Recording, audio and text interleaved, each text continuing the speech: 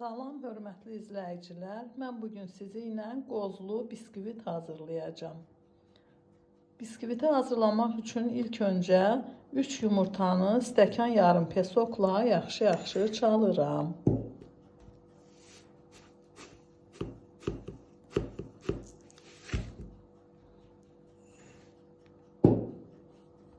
Yumurtanı pesokla çaldım. İndi həmin qarışımın üzərinə 1 stəkan qatıq tökürəm. Biraz da qatığı stəkanda saxlayıram ki, onun içərisində bir çay qaşığı, yüngül çay qaşığı sodanı həll eləyim. Sodanı da qatıqda həll elədim və qarışımın içərisinə tökürəm. Və yenidən çalıram.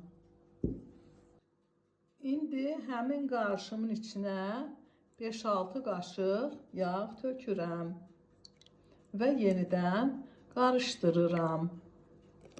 İndi həmin qarışımın içərisinə un tökərək yumuşaq bir xəmir hazırlayıram.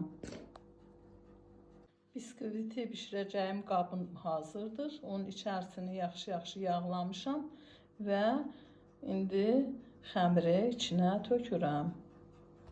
Xəmiri qaba tökdüm. Nazik alma dilimləri qoydum üzərinə. İndi isə qoz ləpəsini səpirəm. İndi isə biskviti 180 dərəcədə qızdırdığım sobaya qoyuram.